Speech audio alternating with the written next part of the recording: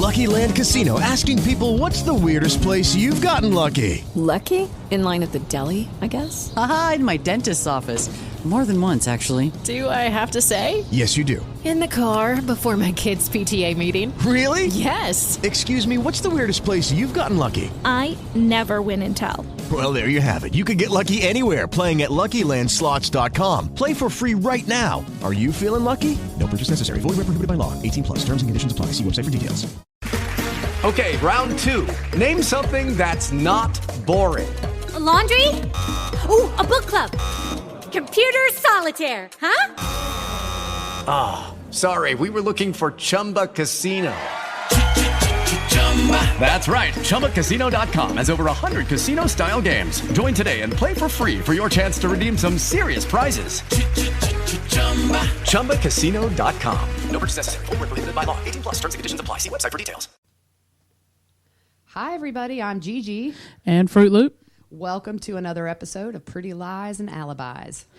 Yeah, so we're going to jump right into this. We're not going to leave you hanging the whole time, but we've just come up with a little theory, and it's not proven. We're just throwing this out there as a possibility. So here we go. So on Tuesday around 4:40 p.m., everyone who had signed up for the notifications through VineLink got a message that Lori Vallow Daybell had been released from custody. And the jail quickly confirmed that she was not released and that the notification was a computer glitch. But you have some other information on that. Yeah, so I go to a lot of different websites, Facebook groups to read up on the case and kind of see what everybody's saying. And on one, it was not a Facebook group, it was another website. I came across a post that made me very curious about some stuff. So I'm going to read a little bit of this post, and I'm not going to put the person their name who posted it out there just because I didn't get permission. But this is being floated around all over, so I feel comfortable sharing it. It says, based on several trusted sources, I think something's about to drop within a few days, and she will likely be transferred to a different jurisdiction with new charges. And in parentheses, she has Boise or a state facility.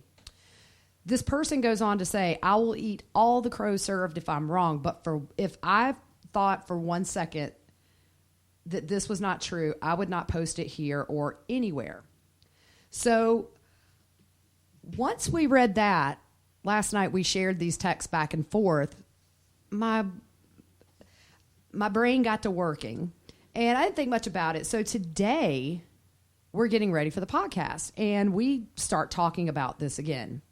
And so we pulled up the Madison County Jail VineLink to see her status. And what did we see? So when we pulled that up, it was a little bit different than it has looked in the past. A lot different. So normally it has what on it? Normally it'll have the name, and we looked up Chad's for reference. And I know that normally under Lori's name, it will have that her status, which is in custody, and then it will have Madison County as her location. But today, when we pulled up Lori's VineLink, it did not have that she was in custody there. It did not have in custody, and it did not have Madison County as her current location.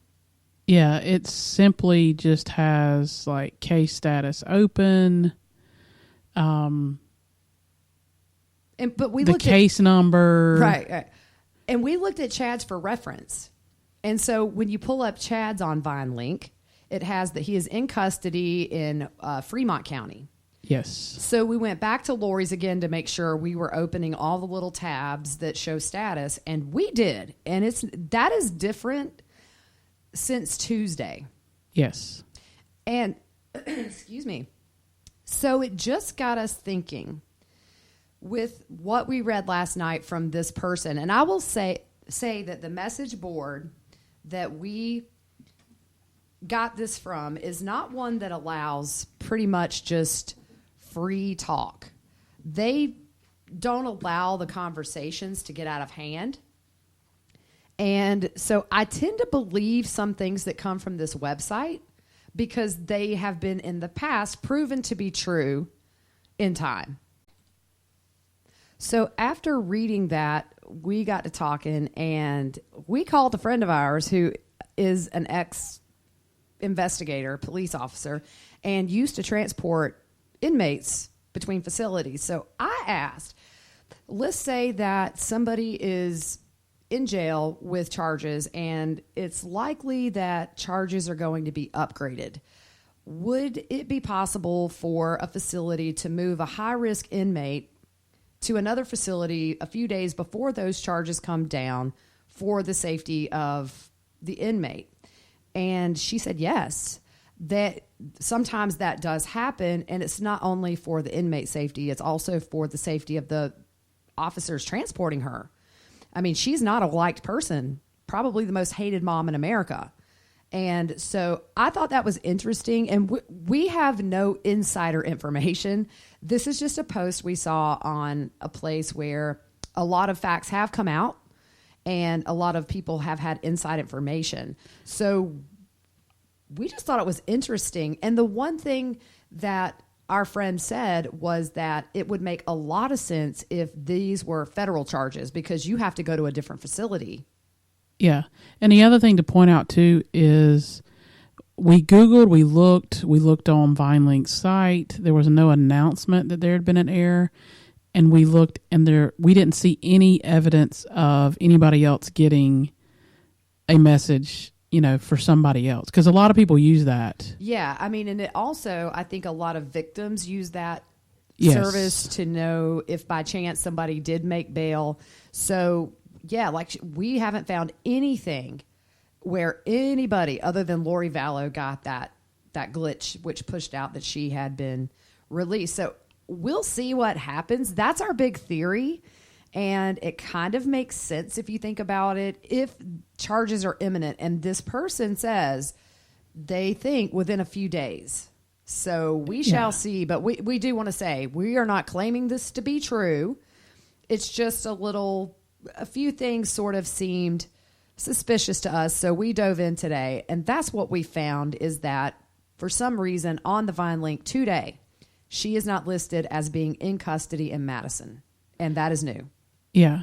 And the other thing we talked about was when she was flying back from Hawaii here, there were some things done that kind of hid, where they were flying into and from and all that. Even down to the door they took her in, because I know after she was brought, because what happened, if you're new to the case, when they extradited her from Kauai back to Rexburg, people were trying to track her flights so they could get footage.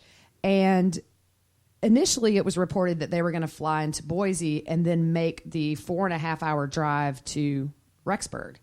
But what happened was when they got to Boise, I believe the governor offered them the plane that is property of the state to get her to Rexburg quicker.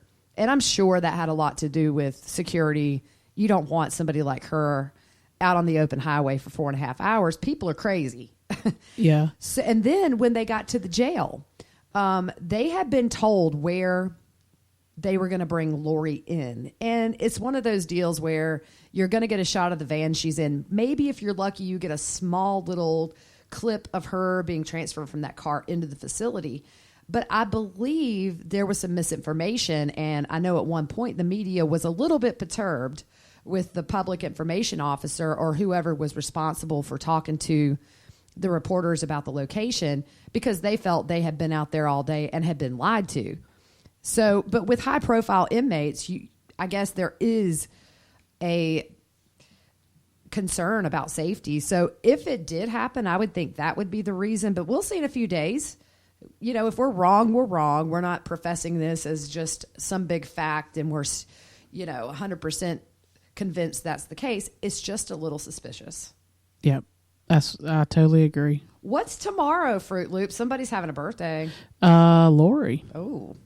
And I think we're going to discuss a little bit. We've touched on it a little bit before about the jailhouse conditions, what it's like for her there. I wonder if they're going to have a big cake and Yeah, I don't think so. no. And Your 3 meals a day and your peanut butter and jelly lunch. I don't think there's going to be cake. no cake. It'll be interesting if anybody on the outside calls to wish her a happy birthday, because one thing we did learn is in the jail she's at, they essentially have access to tablets all day during free time where they can do video conferences with their family on the outside. Yeah, she can call out as much as she wants on that, but to call in, you've got to be registered. And also, we know that her and Chad were talking a couple hours at least every day. Every day. It was mentioned when he was in custody that next day was the first day since all this happened they hadn't been in contact, because according to somebody, they were talking they had these conferences every day since she had been incarcerated. Yes. So they have access to all these iPads during the day. What else do they have at that jail? I mean, it was kind of, it was like she kind of gets to roam and go where she wants. She can shower when she wants. Yeah, that she's in general population, which we were sort of curious. We did learn that she is in a cell by herself. Yeah, she doesn't have a cellmate. But it sounds like, for the most part, she is free to roam and do, I guess, within reason, whatever they're allowed to do all day, unless there's any discipline issues, which we haven't heard of anything. And what we heard before, there's about 20 possibly inmates in there. So that's not a lot of, it's going to be totally different in a bigger facility. So right. And I'm actually really surprised that we haven't had somebody who has been released, because in county jails, you have people like Lori who have pretty big crimes that they're waiting for charges or more charges or whatever. But a lot of times in county jail, it gets to be kind of your lower level crimes. So none of these people are hardened in there, I would assume. Yeah, not until they go, to where they're going to stay. Right. But once they're sentenced in their trial and everything. I'm very surprised somebody hasn't come out and talked to the media about her life behind bars or what they saw. Yeah, and I know early on, Justin Lum put out something, let me know. So I would love to talk to you, see how things are going in there for her. And you see it every once in a while, but you don't know if it's a credible source or not. Yeah, and that's why, like we said, we don't take every bit of rumor. I know the day that we first started this podcast, the audio is terrible because we didn't have our fancy equipment, but we were live. And so we were sort of reading social media as this unfolded. The day that they found the bodies is when we first started. And so we were live reading things on the internet, and there were a few things that turned out to be just something somebody made up in their head, and it picked up steam. One of the rumors was that Lori was the one that told them where the bodies were, and it's amazing how fast rumors can start and almost look credible. So we're just not saying that the letter that we went off of for Reddit, we don't know for sure, but if you look at the fact that we got the alert, she's not listed, and they say within a few days something big's happening, it could be interesting. Yeah, we'll see. We will see. So we're going to touch a little bit. We found some information out on Melanie Pawlowski's apartment that she lived in next to Lori. Mm-hmm. It hasn't, since she's moved out, it's not on the market. And we found that a little odd. Yeah, it's not for sale or rent. But Alex and Lori's apartments, I believe, have already been rented out. Yep. So it's interesting because she made the deposit, I think, towards the end of October. Or this was taken off the market towards the end of October, which we discussed how that seems likely if she sent her first month's rent and a security deposit or whatever it is to hold that apartment. Sure. And so it doesn't mean that in October she was physically, that we know she wasn't physically there, I don't think, right? No. Yeah. So, but it kind of got our gears turning, and we were talking about what if this apartment is being kept off the market because they were able to determine a crime happened in her apartment. And we don't know what that would be because the kids were already deceased then. Right. So it's very strange.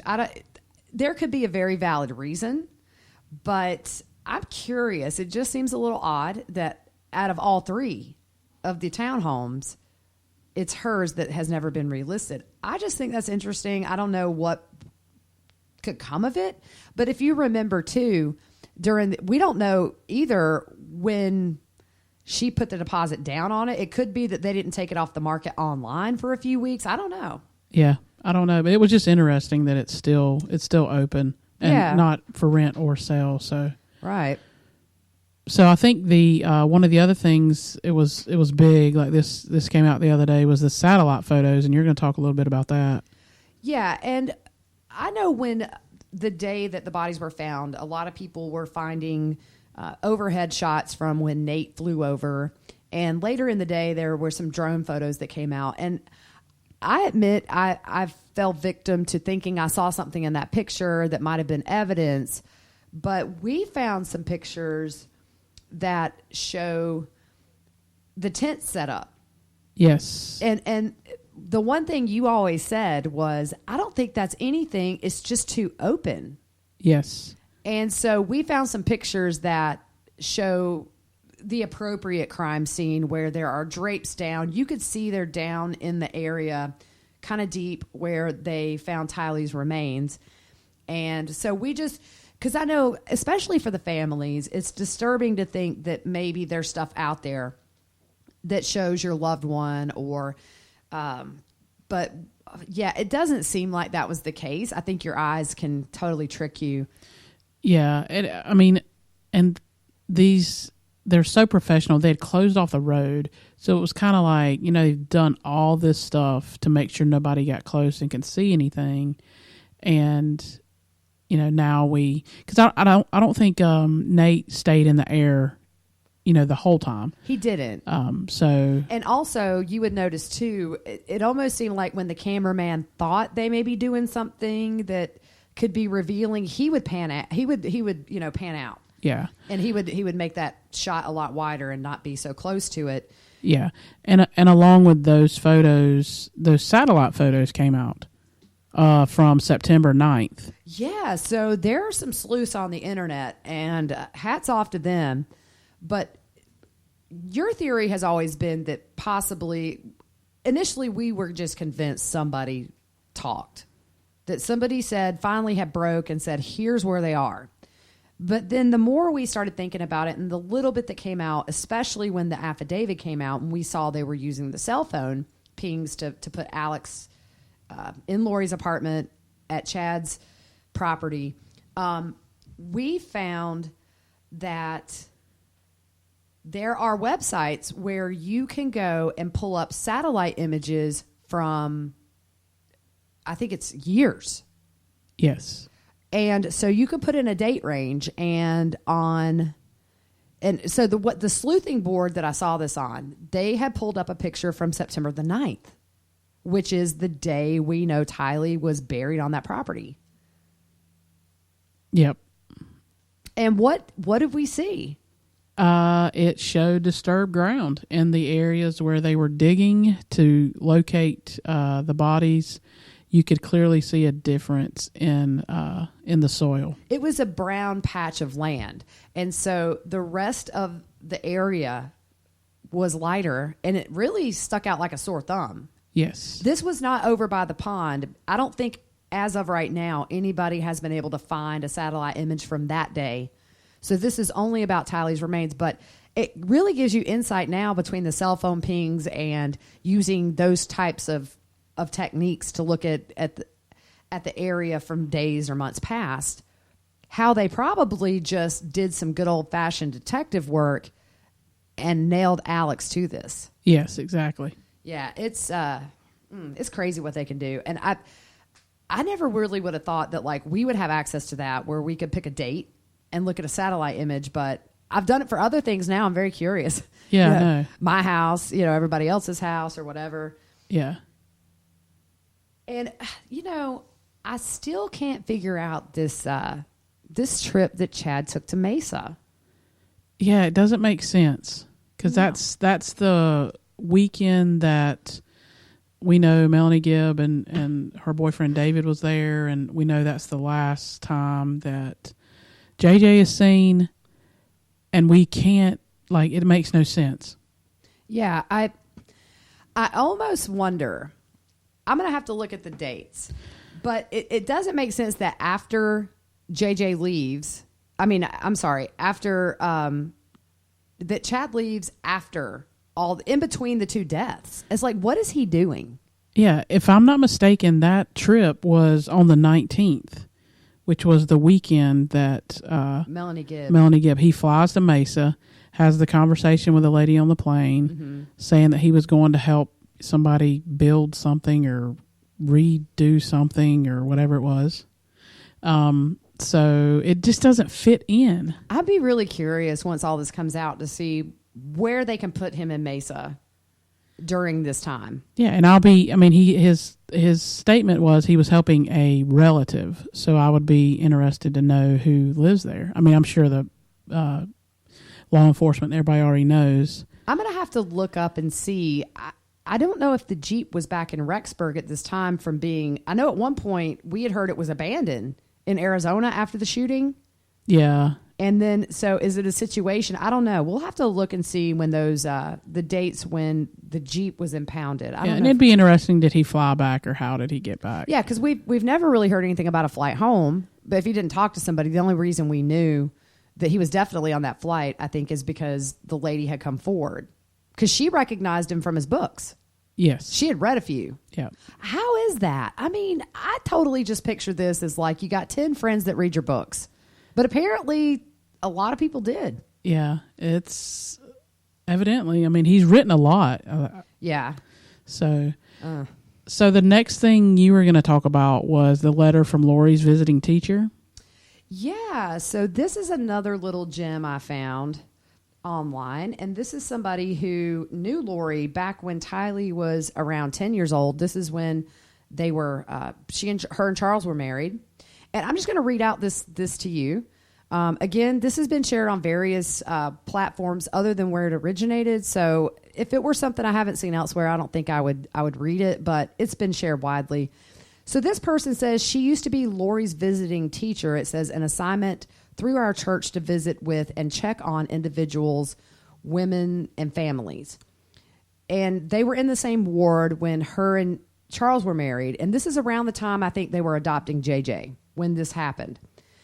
And it was also centered around the time when Lori was fighting for custody with Joe Ryan for Tylee.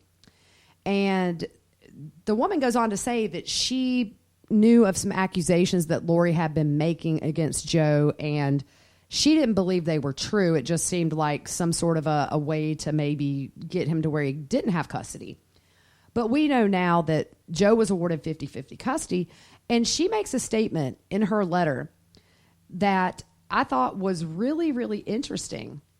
And this was when she found out that Charles and Lori were moving to Hawaii. She thought it was odd because she had fought Joe for so long in court.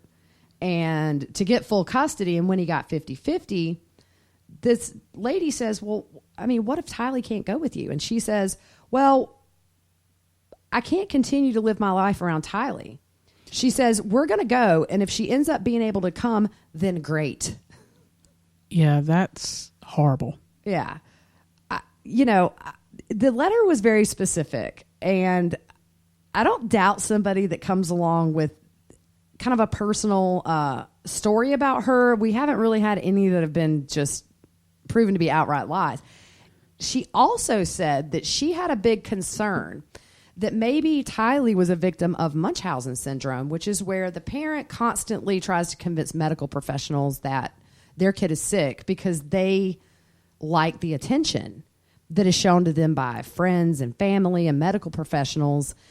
And she said this lady said that she had went personally to visit Tylee one time when she was in the hospital, and she was fine.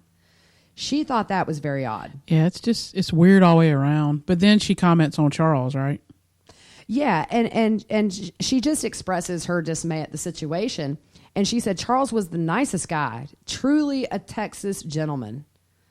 And she said, I can't imagine why she would have left Charles for, dumpy Chad, but.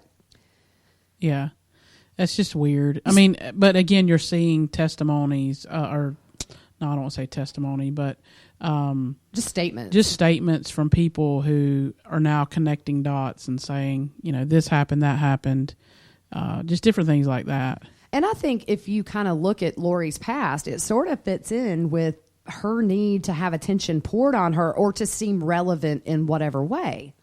I think a lot of the reason she fell for Chad is because he made her feel important.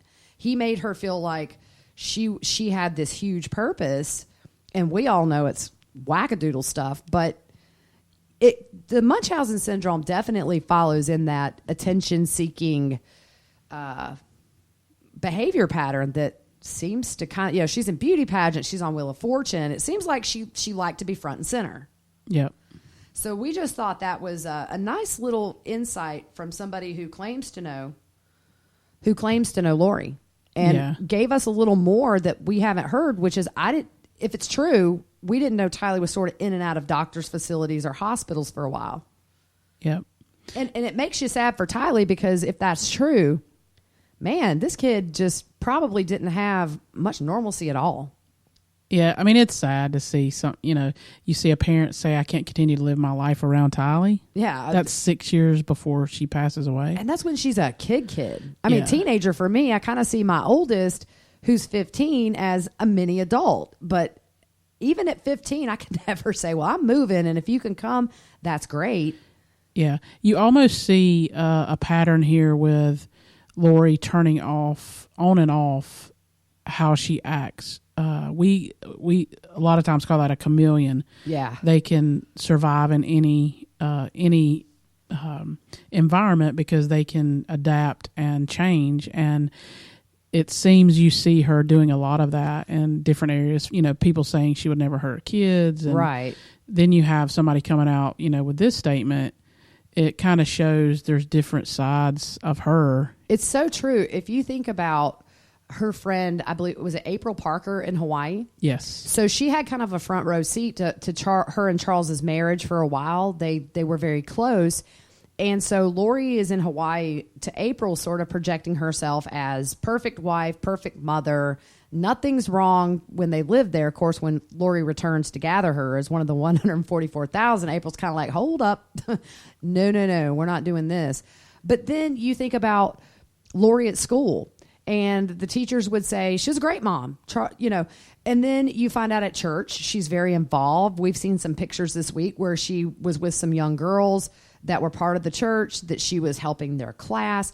And then you see this side in court after she knows that her kids have been killed, where I was watching that hearing last night. It's very interesting now that all this has happened to rewatch these arraignments, how she walked past Kay and kind of stuck her chin up in the air and closed her eyes and had the weirdest grin on her face.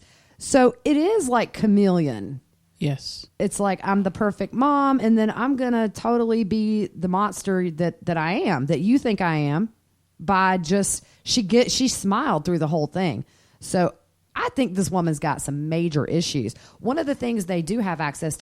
Lucky Land Casino, asking people, what's the weirdest place you've gotten lucky? Lucky? In line at the deli, I guess? Aha, in my dentist's office.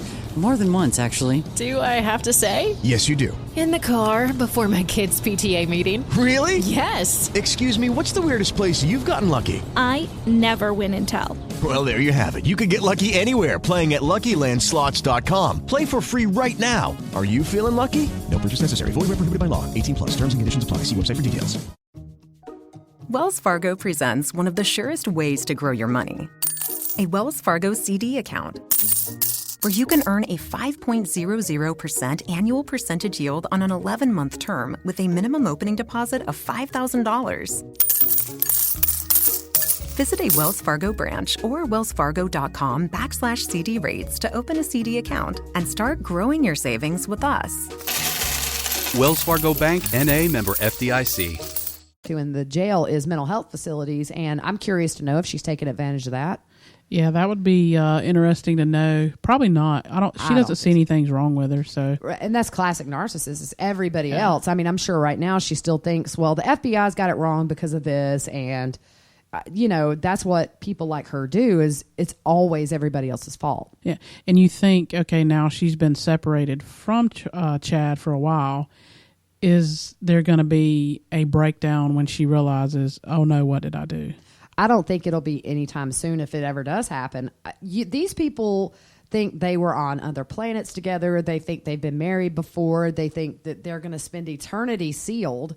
So if her brain is truly in that mindset, I don't see it happening. I don't think they have anything to gain with the charges that we feel like are going to come. They're going to be in prison for life, maybe death. We don't know. It's an option in Idaho. So I don't know that them turning on each other is gonna do anything. But they can't talk. Yeah, exactly. So this is the longest they've gone since they got together where they haven't talked. Who knows what that does to a person, and if she is getting some kind of mental health, is it helping her to see the light? But I don't know. I don't know that she sees the light. I think at the end of the day, I know she's got things wrong with her, but there's some evil that is just grounded in her. Yeah.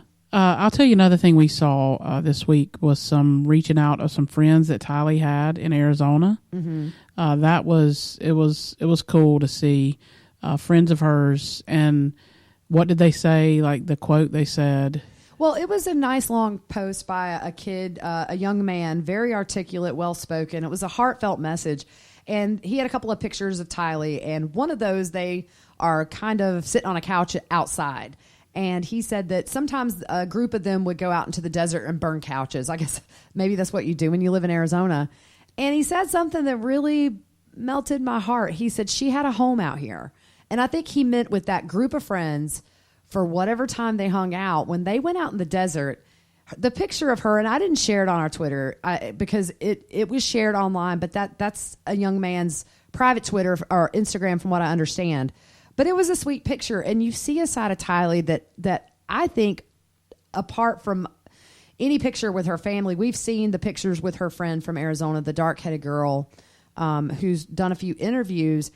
But you see kind of that same carefree teenager face in this picture that you don't see in any picture with that we've seen with her mom or whatever. So I think it's nice to know that she had probably these really brief moments of being normal in what I can only assume was just a constant chaotic life.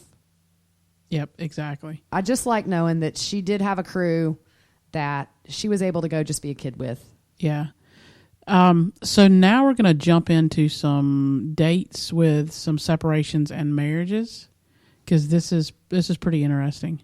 Yeah, and we've always said that for the most part, cults rely heavily on arranged marriages to reach whatever goal they're trying to seek. I still think Chad had some kind of polygamy thing in his mind. But the other thing we were thinking about with the quick marriages that happened, so you go into the dates. So just looking at the separations, in February of 2019, Charles files for divorce from Lori. And we know that she came back and then left again, but that was in February. April, Natalie Pawlowski and Ian separate. May, Brendan Gibb from Melanie Gibb. And July, Brandon from Melanie Pawlowski. Well, she's Pawlowski now, but she was Bordeaux then. So those are just interesting. That's just like February, April, May, July.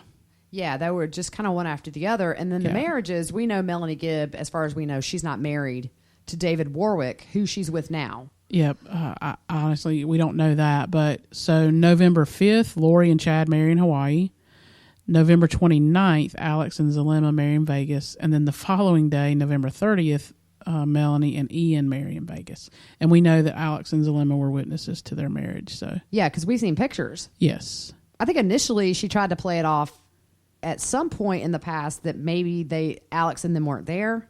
I don't know. I just kind of remember maybe she sort of lied a little bit. I'll have to double check. But I was thinking about this.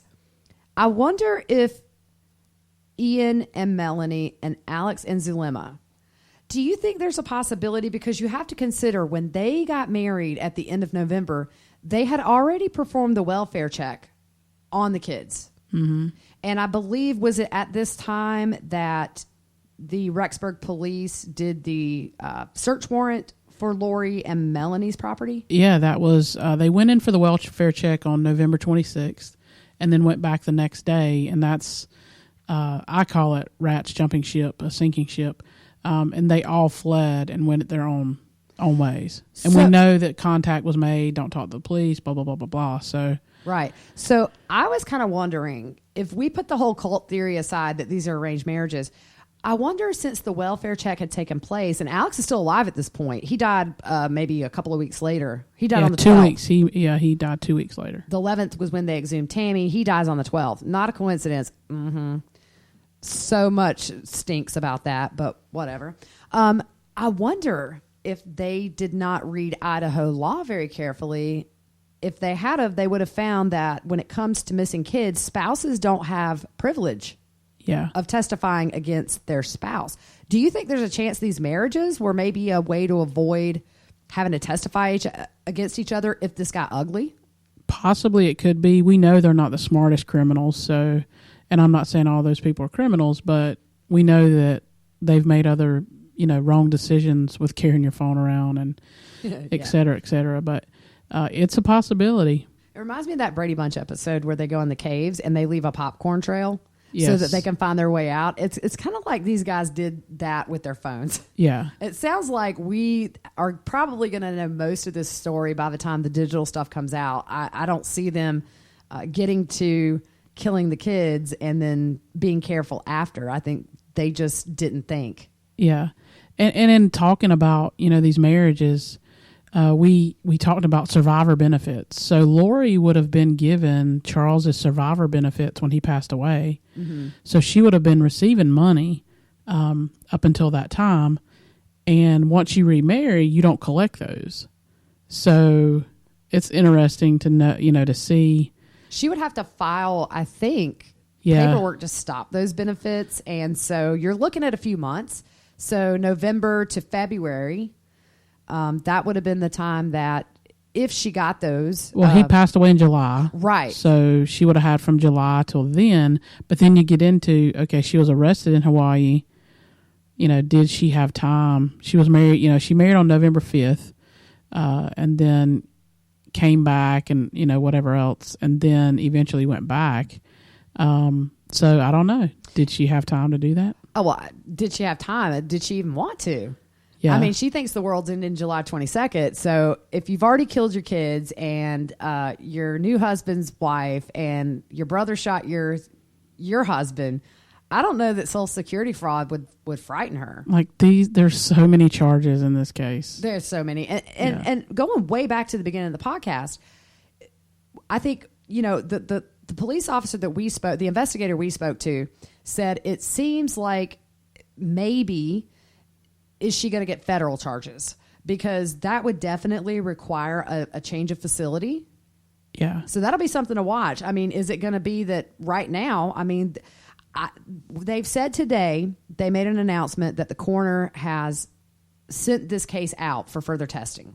Yes. Now, you talked to somebody who is a past coroner today. Yeah, a former coroner, assistant coroner. And we just asked him, what does this, because we know that Ada County ordered additional testing outside and ancillary, which when we spoke to him, he said it normally means that it's an independent testing, not associated with law enforcement and not partial.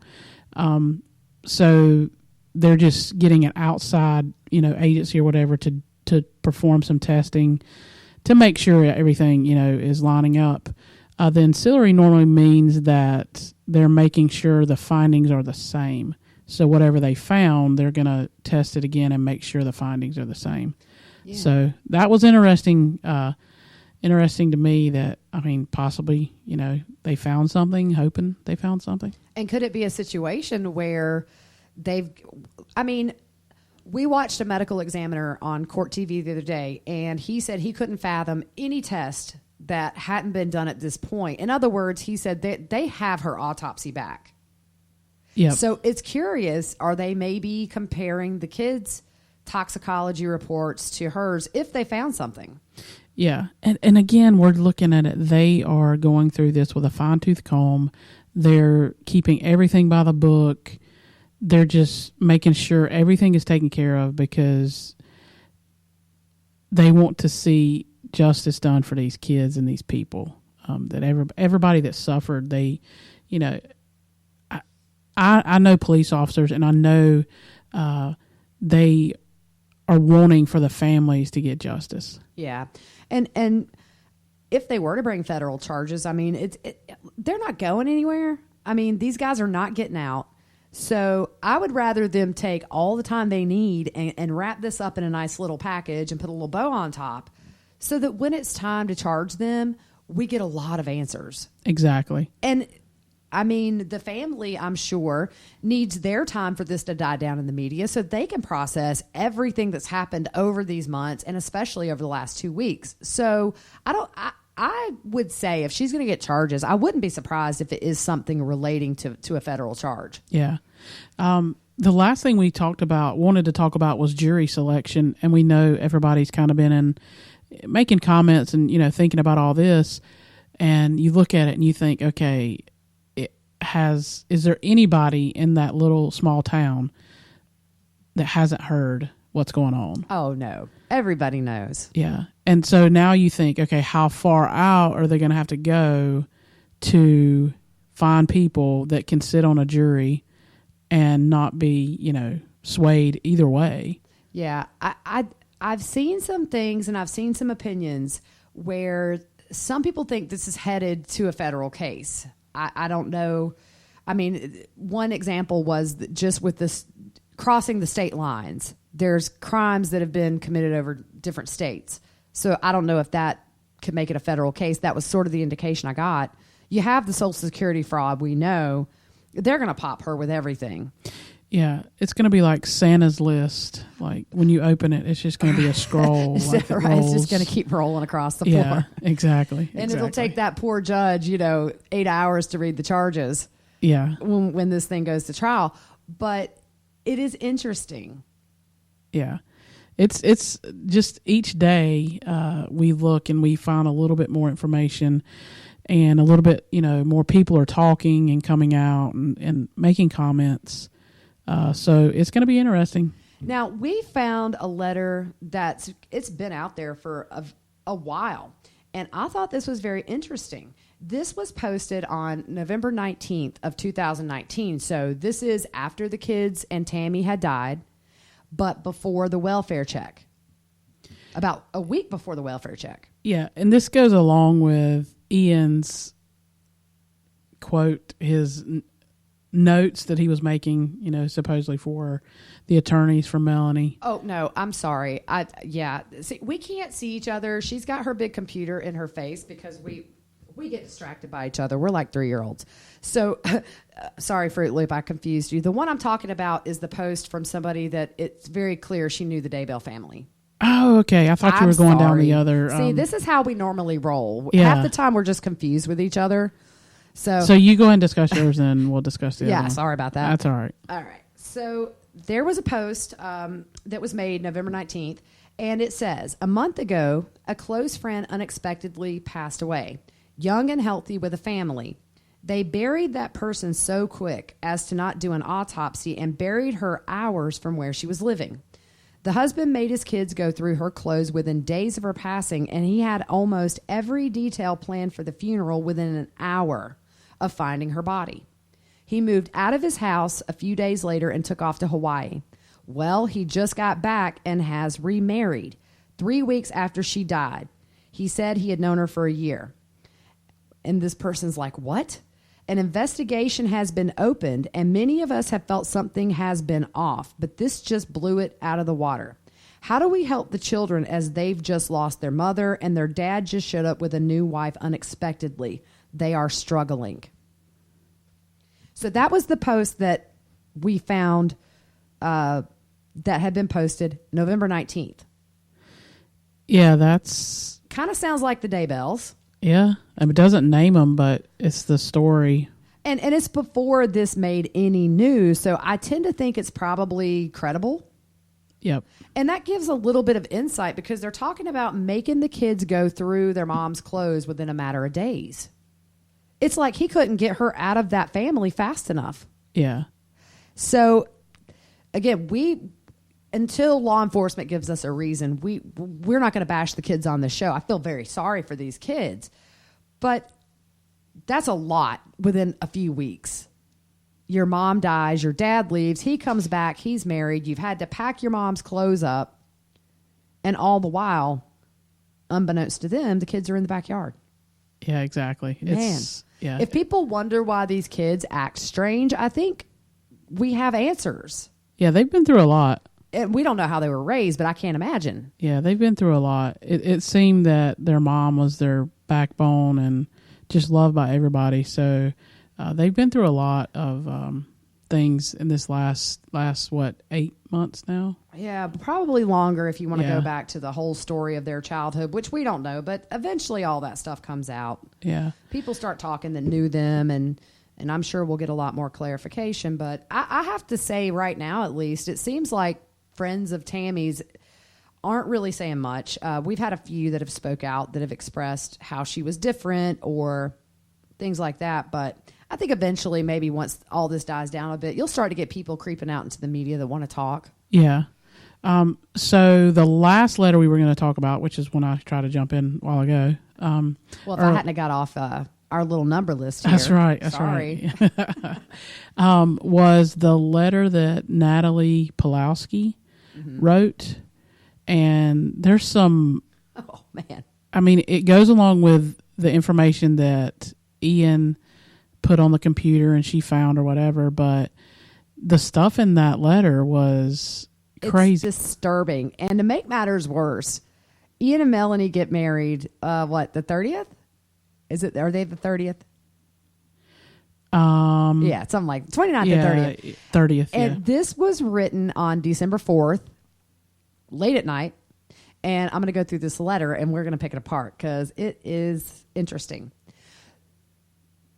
Natalie is talking about how on their wedding night, on Ian and Melanie's wedding night, she finally came out with the whole cult thing and told Brandon what this cult, I guess, was sort of about. She didn't say it was a cult, and that's in parentheses here.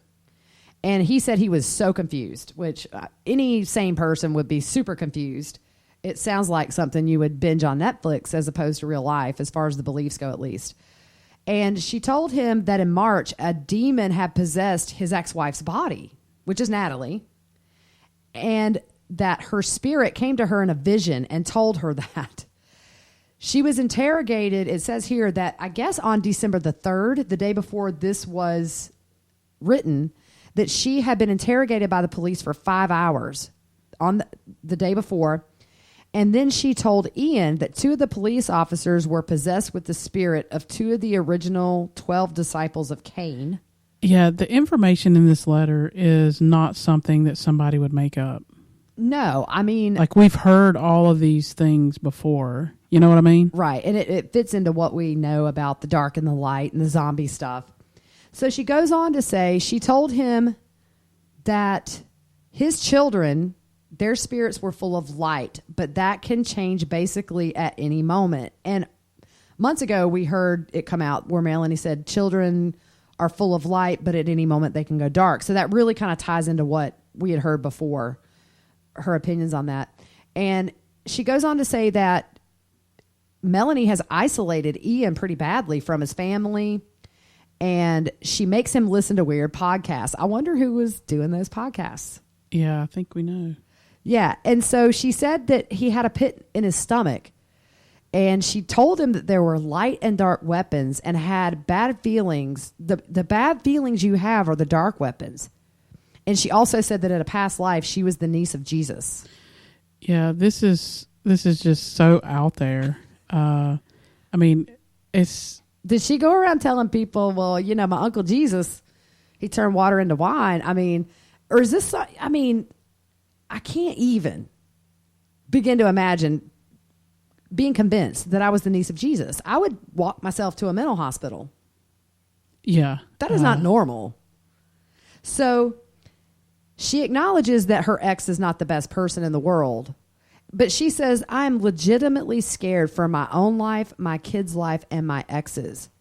She also said that she had started to hear something about a missing persons case that Melanie may be involved in.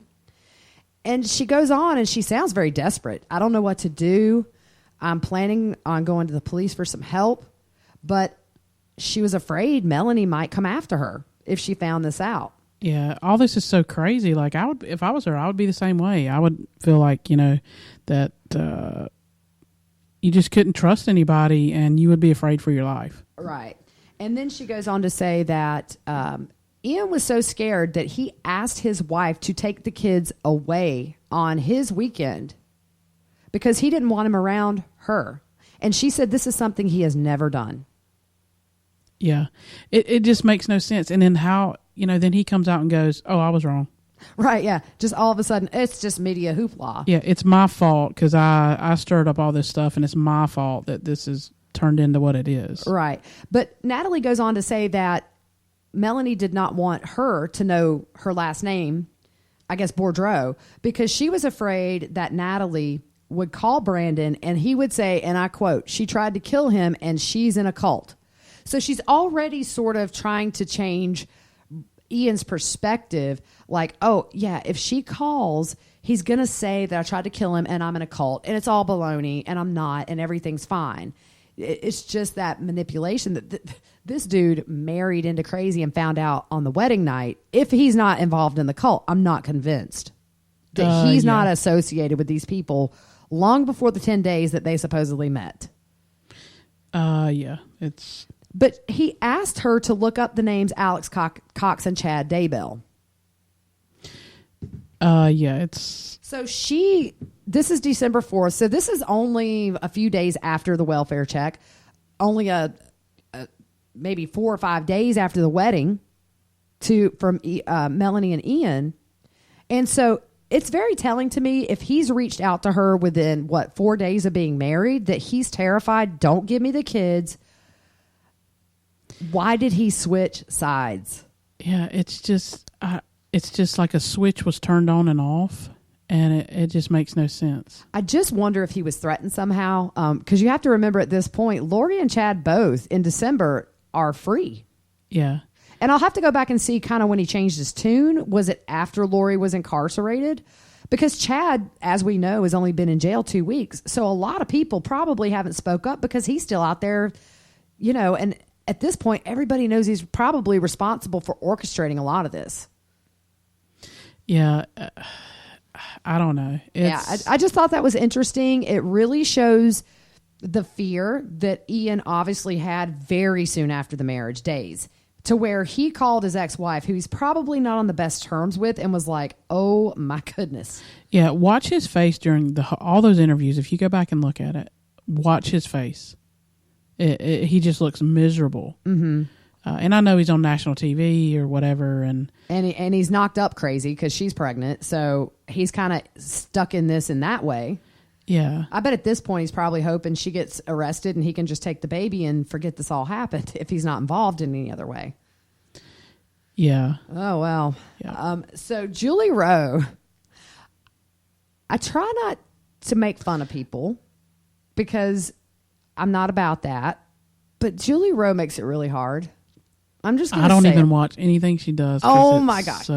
So last night I'm watching a Court TV special on this. They upload a lot of their Law and Crime and Court TVs. Pretty much the only two places I watch news, or East Idaho and Fox 10. But as far as like network shows, and she's talking about Tammy Daybell's death. And as you know, she was friends with Chad and Tammy and very close with Emma Daybell. In fact, Emma Daybell had wrote a blog post that we recently found defending Julie Rowe. I think at the time, maybe some people in this, was it AVOW website, or I don't know who it was to, but she was defending Julie Rowe as sort of a holy person who's getting a bad rap. But so Julie's talking about Tammy Daybell's death, and they're sort of going through the theories of how he may have killed her. And so she goes through the poison stuff, and she says, you guys are going to think I'm crazy, but it makes sense. And I thought, oh boy, here we go. She thinks that there's a very good possibility that Chad was able to kill Tammy with his mind. Yeah, that's... Okay. Not only did I choke on my water from laughing, and I don't mean to make fun of anybody, but I mean, come on. We laugh about people all. I mean, not in a making fun way, but if we hear something that just sounds crazy, we'll look at each other and die laughing or something. But oh my goodness, she was telling this with such conviction and such facts that it was a sword, I believe, that she mentioned, which Melanie did in that, or what Natalie had put in the letter that Melanie had said about the evil is the sword. But she just thinks that Chad could have conjured up the willpower to stop her heart without intervening physically.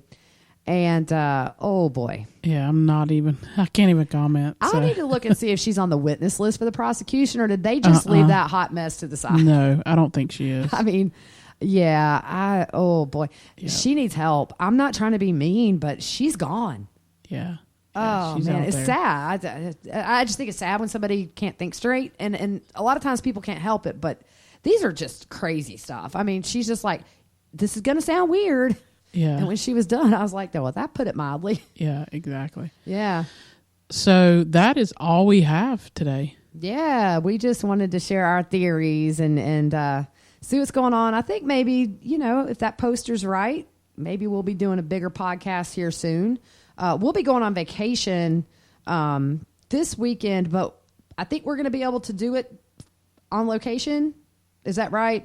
Yeah, we should be okay. Mm-hmm. So if anything big happens, we will hop on and talk about it. And if anything is said about the July 1st hearing for Melanie Pulaski, we definitely want to cover that. It just depends on if they allow the public in that courtroom. I don't know, with this case being in the national media attention, I don't know if they can close a courtroom only to family and lawyers and stuff, but we'll stay on top of that for you guys. And if we don't hear from you guys in a few days, be safe. Have a good holiday week next week. It's Independence Day, and we will keep you updated as things keep coming in. All right. All right. You guys have a great night.